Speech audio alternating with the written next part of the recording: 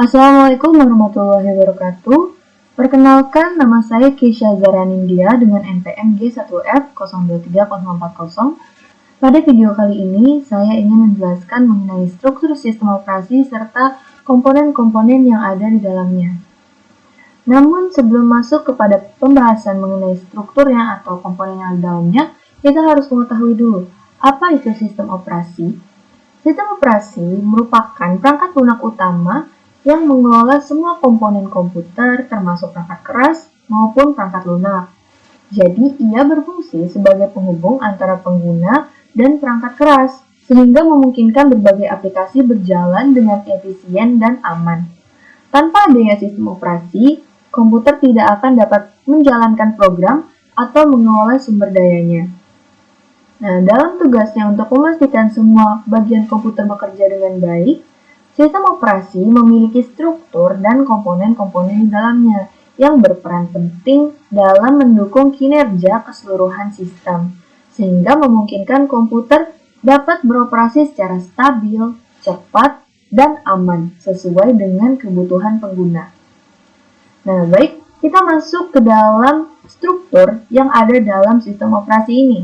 Nah, pada gambar ini merupakan struktur sistem operasi secara umum. Struktur ini juga merupakan gambaran dari bagaimana sistem operasi bekerja dalam menghubungkan serta berinteraksi dengan pengguna atau user dan perangkat keras atau hardware. Nah, bisa dilihat di sini itu ada user interface, system calls, service, hardware. Nah, sebenarnya apa maksud atau bagaimana sih fungsi dari bagian-bagian yang ada dalam struktur ini?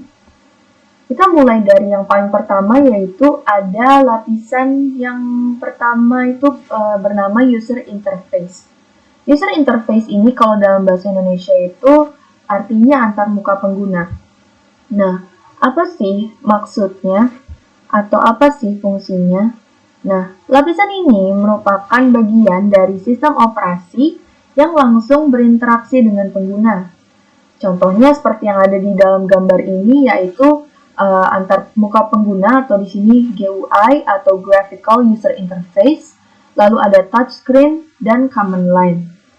Jadi, ketika pengguna ingin melakukan sesuatu seperti membuka aplikasi atau mengakses file, mereka akan menggunakan antarmuka ini. Lalu yang selanjutnya di bawah user interface ada yang namanya system calls. System calls ini kalau dalam bahasa Indonesia merupakan panggilan sistem.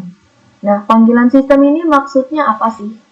Panggilan sistem ini merupakan penghubung yang menghubungkan antara antarmuka pengguna dan fungsi inti dari sistem operasi.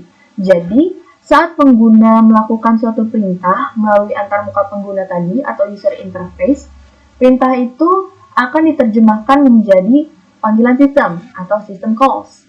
Nah, panggilan sistem ini merupakan cara untuk meminta layanan spesifik dari sistem operasi, seperti membaca data dari disk atau mengirim data melalui jaringan. Jadi, ketika ada suatu operasi yang dilakukan, system calls yang akan menghubungkan kita kepada layanan yang diperlukan untuk menjalankan perintah tadi. Nah, layanannya itu seperti apa saja sih? Nah, seperti yang ada di bawah ini ada program execution, input-output operations, error detection, file system, communication, resource allocation, accounting, protection, dan security. Itu merupakan komponen-komponen atau layanan di sini yang berfungsi atau memiliki tugasnya masing-masing. Lalu, apa fungsi atau tugas dari masing-masing layanan ini? Kita mulai dari yang paling pertama dulu, ada program execution atau dalam bahasa Indonesia itu eksekusi program. Nah, di program execution ini, ia mengatur bagaimana program dijalankan di komputer. Nah, jadi sistem operasi ini mengalokasikan sumber daya seperti CPU dan memori untuk menjalankan program. Contohnya, ketika membuka aplikasi seperti browser, sistem operasi akan mengalokasikan memori dan memberikan waktu CPU agar aplikasi tersebut bisa berjalan. Lalu yang selanjutnya ada input-output operation.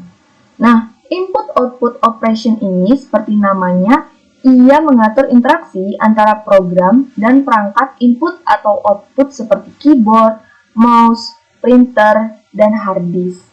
Contohnya misalnya seperti ketika kita mengetik di keyboard, sistem operasi akan menangkap setiap tekanan tombol dan memasukkan karakter yang sesuai ke dalam aplikasi yang sedang digunakan.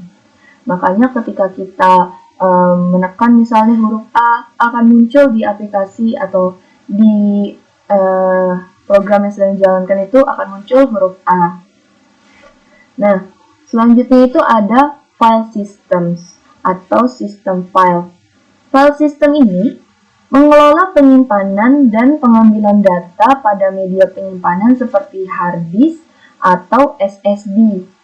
Nah, file systems ini menentukan gimana sih data disimpan, diatur, dan diambil.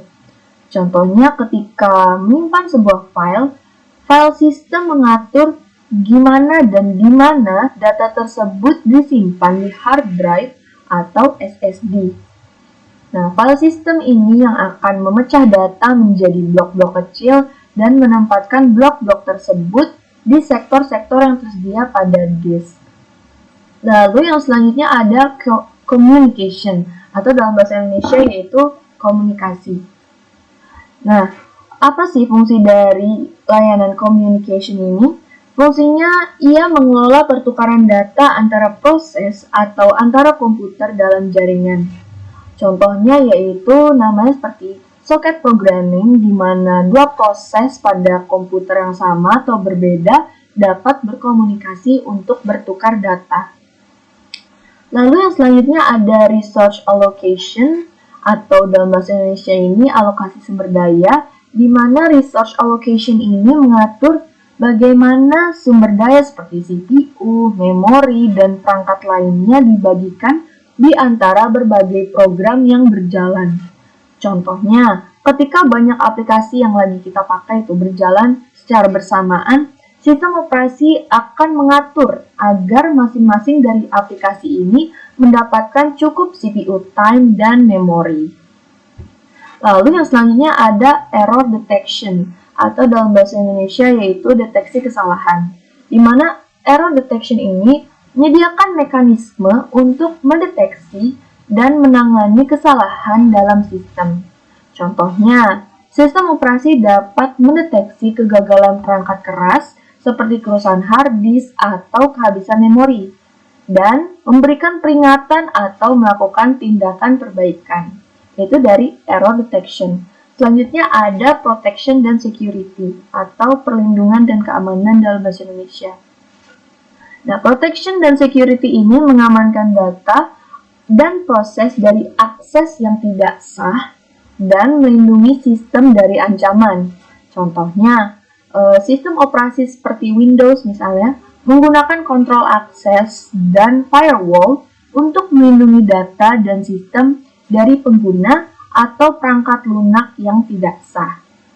Lalu yang terakhir ada accounting atau akuntansi.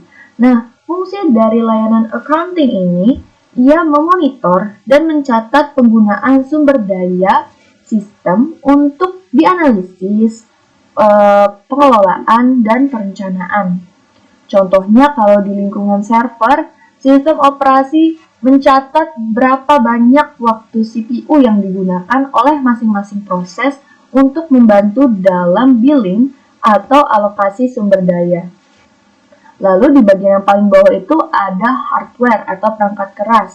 Nah, perangkat keras ini adalah lapisan fisik dari komputer yang meliputi seperti prosesor, memori, dan perangkat input-output.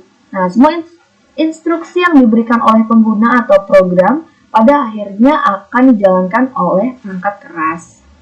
Nah, begitulah bagaimana struktur dan komponen dalam sistem operasi bekerja. Nah, untuk lebih memahami bagaimana sistem operasi melakukan tugasnya, berikut terdapat sebuah studi kasus sederhana yang akan meningkatkan pemahaman bagaimana sistem operasi ini bekerja.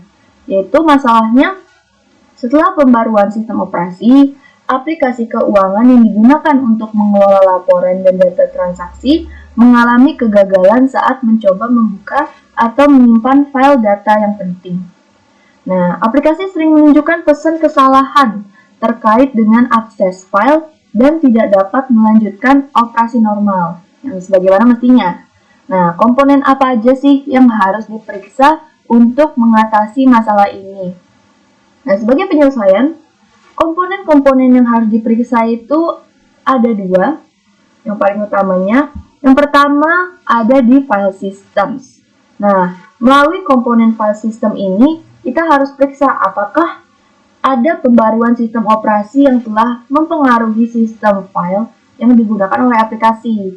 Pembaruan mungkin aja dapat menyebabkan perubahan dalam struktur sistem file, izin akses, atau integritas data. Lalu yang kedua di protection dan security-nya. Nah, kita harus meninjau nih, apakah pembaruan sistem itu mengubah pengaturan izin atau keamanan yang mempengaruhi akses aplikasi ke file. Nah, ini bisa termasuk seperti perubahan dalam hak akses pengguna atau kebijakan keamanan sistem. Nah, mungkin cukup sekian dari penjelasan mengenai struktur maupun komponen-komponen yang ada dalam sistem operasi. Kurang dan lebihnya saya mohon maaf. Terima kasih. Wassalamualaikum warahmatullahi wabarakatuh.